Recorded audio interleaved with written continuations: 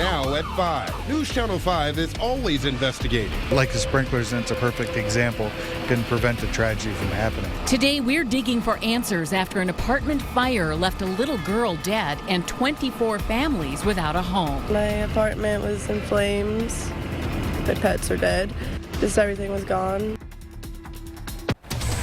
And we have been following this story since we brought it to you as breaking news last night at 11. That deadly, devastating fire tore through 2 apartment buildings, affecting 24 units around 10:30 last night. A 4-year-old girl was killed and 6 others taken to the hospital. Tonight, about 60 people are homeless, and investigators are still trying to pinpoint the cause right now, calling it all undetermined. And while there are no certainties, a discarded cigarette could be to blame for this tragedy, though an official cause could take several more weeks. News Channel 5 wanted to know if that fire could have been prevented and that little girl's life spared. Our Megan Hickey tracked down the answers and joins us now live from the scene in Brunswick. Megan, what have you been able to learn from investigators?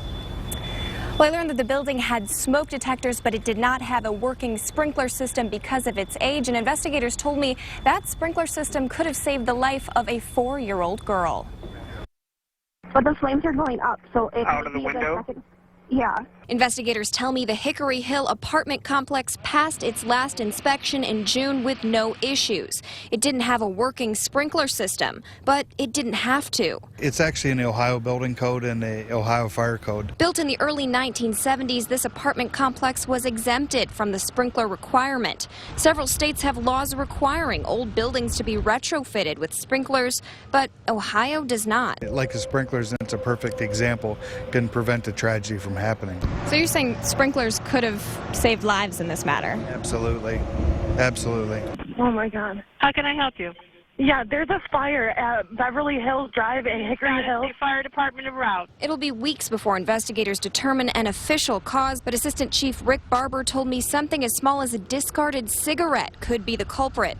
And it's been a recurring issue.